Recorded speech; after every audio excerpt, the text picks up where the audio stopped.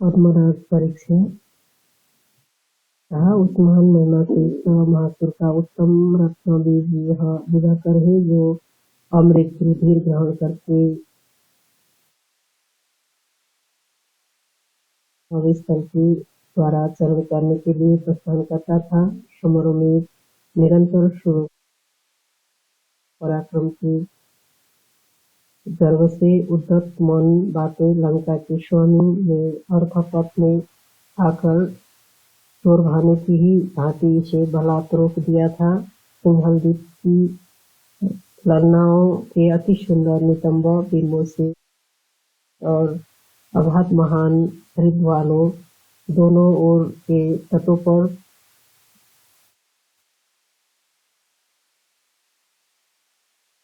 वृक्षावली से सुशोभित परमोत्तप में सूर्य ने मोचन किया था। तभी से लेकर वह सरिता गंगा के समान पुष्पों के फलोदय वालों रावण गंगा इस नाम से प्रसिद्धि को प्राप्त हुई थी। तब से ही आरंभ करके इसकी रात्रियों में रत्नों से निश्चित रहा करते हैं। सुवर्ण नाराज शत्रुओं के समान भीतर राहत के प्रदीप्तों से भाषित होते हैं। इस नदी के चारों राग वाले पद्मराग होते हैं, सौगंधिक और पूर्वी दिग्गज महान गुणी वाले तथा वो प्रत्येक सोम प्रस्तुत होते हैं। वन्य पुष्प गुंजफल कपिलेंद्र रूप और जवा के समान तथा अतिरिक्त रक्त के समान वर्ण की शोभा वाले, राजिष्णु तथा अनार के दाने के तुल्य वर्ण वाले और अन्य ढाक के पुष्प के समान दीप्ति वाले हैं। सिंदूर, पद्मोत्पल, कुमकुम और लाक्षारस के समान वर्ण वाले हैं। सांद्र राग के होने पर भी अपनी ही प्रभा से सुलक्ष्य तथा स्पष्ट मध्य की शोभा वाले होते हैं। सूर्य की दीप्तियों की अनुविद्य के योग को प्राप्त कर गुणों से संपन्न तथा स्फटिक से समुत्पन्न समस्त पार्श्व भाव के अनुरंजित किया करते हैं। कुसुम और नील के से प्रत्युत रक्त कमल की तुल्य दीप्ति वाले होते हैं। अन्य अरुष्कर कंटकारी के पुष्प के समान वाले हैं और कुछ हिंगुल के तुल्य कांति से युक्त हुआ करते हैं। सकोर, पुरुष, कोकिल और सारस के नेत्र के समान अपभाषित होने वाले कुछ हुआ करते हैं। कुछ उत्तम एवं पुष्पित कोकनट के समान कांति वाले होते हैं। प्रभाव कठिनता से और गुरुत्व के भोग से प्राय स्फटिक से उद्भव होने वाले समान ही होते हैं। सौमंदिकोत्य मणियां होती नील रक्तोत्पल के समान दीप्ति वाली हुआ करती है। राज यथेष्ट होता है, वह स्फटिक के सद्भव प्राप्त करने वालों में जैसा होता है वैसा नहीं, संपूर्ण में प्रभाव वाले होते हुए भी बिना अर्चियों वाले और अंतर्बहल होते हैं। जो रावण गंगा में पुरुबंधन उत्पन्न होते हैं, वो पद्मराग के समान घना राग धारण करने वाले और स्फटिक जैसे अर्चियों के धारण करने वाले हुआ करते हैं।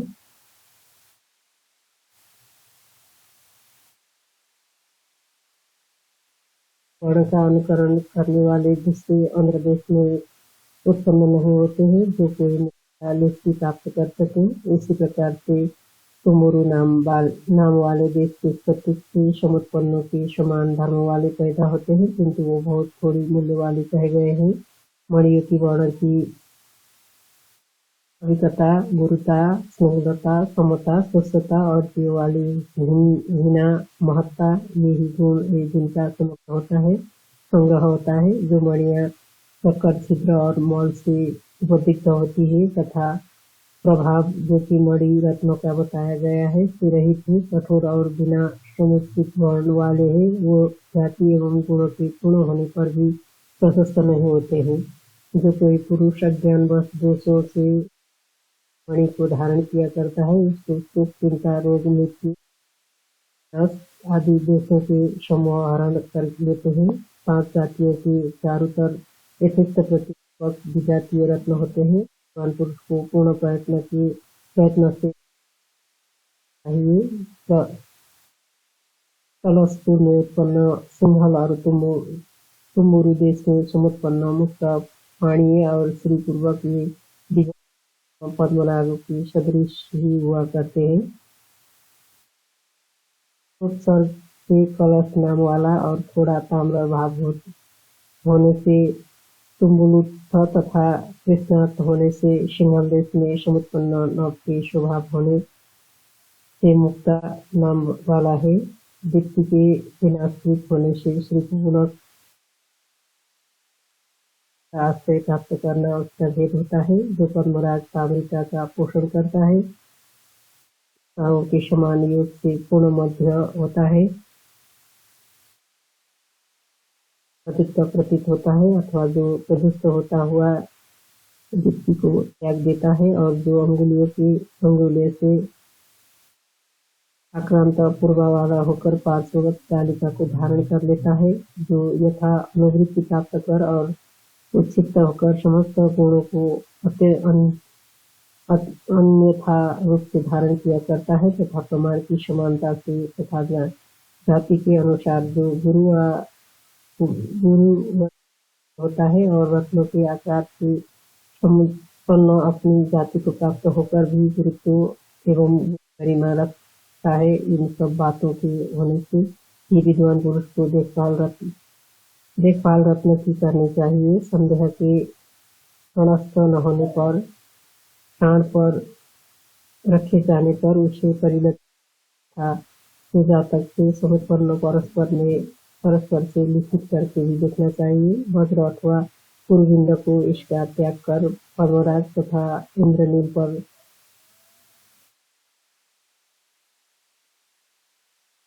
जाति के रत्न समान वर्ण होने वाले सभी विजातीय ही होते हैं, ऐसा समझ लेना चाहिए। तथापि नामकरण करने के लिए ही यह वेदों का परम प्रकार यह बताया गया है। गुणों से उत्पन्न होता हुआ भी जो कराबद्ध हो, ऐसा रत्नमणि जो जातीय से युक्त हो, कभी धारण नहीं करना चाहिए। कौस्तुभ मणि की समानता रखने वाला भी भले ही वह मणि क्यों न हो, यदि विजातीय धारण नहीं करना चाहिए। जिस प्रकार से एक ही चांडाल जातियों के साथ मिलकर बहुत से उनको बिना ही किसी प्रयत्न के विजाति हनन कर दिया करता है, इसी तरह से विजातीय बड़ी बहुत ही गुण से उत्पन्न प्रभावित कर सकता है। शत्रुओं के मध्य में अभिशाप करने वाले और प्रमाद की वृत्ति में युद्धि पर रहने वाले महान गुणयुक्त पद्मराग को धारण करने वाले स्वामी आपत्ति स्पर्श नहीं किया करता है। दोष के उत्सर्ग से उत्पन्न होने वाले जो भी उपद्रव हुआ करते हैं, वो उसको उपद्रुत नहीं किया करते हैं।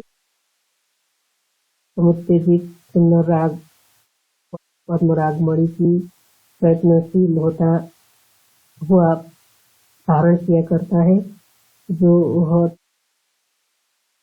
स्वरूपा से मूल्य कहा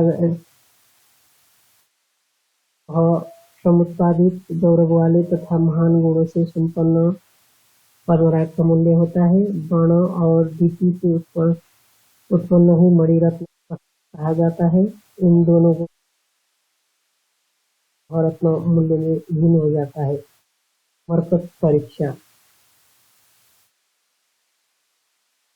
स्वामी वासुकीनाथ दानव के अधिपति के चित्त को भाग मानव करता हुआ किधर चला गया था।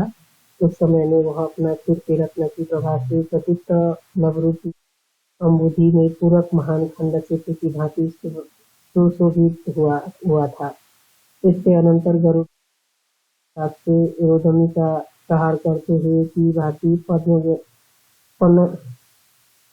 पनगेंद्र के ऊपर प्रहार करने को उद्यत हुआ था। उस फणींद्र ने सहसा हो उसे सुरक्षा पुरस्थ पादपों वाली विश्वासित वर्णा नित्यगिरी की उपत्यका में छोड़ दिया था। उसके गिरने के शमनांतर वाल में ही रमा के समीप में उसके आलय को व्यतीत कर उसी के समान भूमि के उपयोग निधि के तट की लेखा वाला उसके प्रयत्न से वह स्थान मरकतमणि के स्थान बन गया था। वहां पर ही गुरुत्मान ने आकर उन गिरते हुए चित्त से थोड़ा सा भाग ग्रहण कर लिया था। मूर्छा से परीत होकर उसने तुरंत ही नासिका के दोनों नथुनों से सबको त्याग दिया था।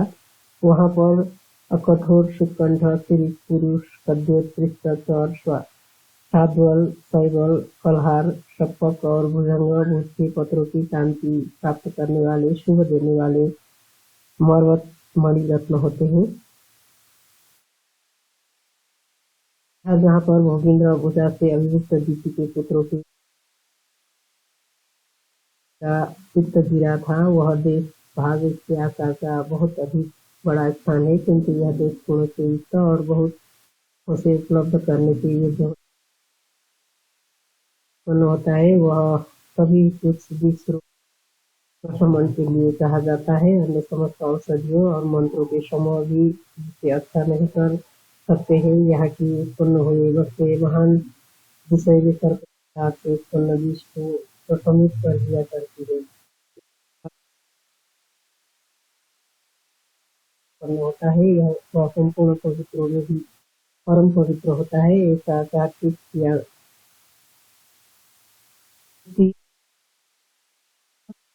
हरे वर्ण वाला कोमल आरतियों के विभेद से गठित अर्थात जिसमें बहुत आरतियां फूटी पड़ती है, जो मध्य में कांचन पूर्ण दिखाई देता है, स्वस्थान के पूर्ण से युक्त और गौरव के समान राग वाला तथा जो सूर्य की किरणों के संस्पर्श होने से दीप्ति के द्वारा संपूर्ण आश्रम को स्फुरित कर देता है। हरित भाव का त्याग कर आनंद में छिपी हुई दीप्ति को पकड़ता है और अस्थिर प्रभा से प्रभावित साध्वल कोमल एवं हरी घास से समन्वित भाषित होता है। वह मरकत रत्न होता है, जो देखते भर से ही अत्यधिक मन में आनंदित और अंदर प्रसन्नता उत्पन्न करता है। वह मणि महान गुणों वाला होता है, ऐसा शास्त्र के विद्वानों के मन का विचार है। वर्ण के अत्यधिक होने से जिसका अंतर्भाग किरण का परिधान हो जाता है और जो सांद्र स्निग्ध और विशुद्ध एवं कोमल वही तथा प्रभावी से समान कांति वाला है, जो उज्ज्वल वर्ण वाली कांति से सांद्र आकार वाला है और विशेष दीप्ति से शोभा देता है। वह मरकत ही गुण वाला होने की संज्ञा को प्राप्त नहीं किया करता है, जैसा कि पहले आया हुआ मरकत उत्तम होता है। सबल चित्र विचित्र वर्ण वाला कठोर मणि रुच्च और पाषाण कर्कट से युक्त तथा शिलाजीत से तिक्त जो मरकत होता है वह विगुण हुआ करता है। जो संधि से सूचित मरकत से अन्य रत्न होता है, उसे श्रेष्ठ चाहने वाले लोगों को पारण नहीं करना चाहिए और ऐसे रत्नों को कभी खरीदना ही नहीं चाहिए। प्रहलाद की पुत्रिका और उसके वर्णों के समयोग से मरकत मणि के ये विजातीय लक्षण जान लेने चाहिए। जो पुत्रिका भी वह यदि सोम वस्त्र से आवे तो अपनी दृष्टि के त्याग के लागत से ही उसकी विभावना की जा सकती है। मरकत मणि का अनुकरण करने वाले कृष्ण के अनेक रूपों वाले प्रहलाद तक के अनिल गुणों वर्णों से वर्णों को विषमता को प्राप्त होते हैं। जो वज्र हीरे और मुक्ता मोती कोई विजातीय होते हैं, अप्रतिबद्ध उनकी दीप्ति ऊर्ध्वगामिनी हुआ करती है। कुछ ऐसे होते हैं कि जाने तो किसी तरह से उनकी दीप्ति उत्पन्न होती है और यदि ईर्षा करके देखे जावे तो वह तुरंत ही नष्ट हो जाया करती है। स्नान, आचमन, जप, तप या मंत्र की क्रिया विधि में गौ और सुवर्ण का दान करने वाले तथा साधनों को करने वाले द्वारा देव, पितृ, आतिथ्य, गुरु पूजन एवं दीपोद्भव अनेक दोषों से बाध्यमान होने से समस्त दोषों से रहित, गुणों से समन्वित तथा सुवर्णालंकार में प्रतियोजित मरकत मणि को समग्र में विचरण करने वाले दुवों के द्वारा धारण करना चाहिए। तुला से पद्मराग मणि का जो मूल्य होता है उससे अधिक मरकत मणि का होता है। पद्मराग मणि का मूल्य 200 के होने से कम हो जाया करता है, क्योंकि यदि मरकत मणि में दोष हो तो कमी नहीं होती बल्कि इससे भी कहीं अधिक हानि हो जाया करती है।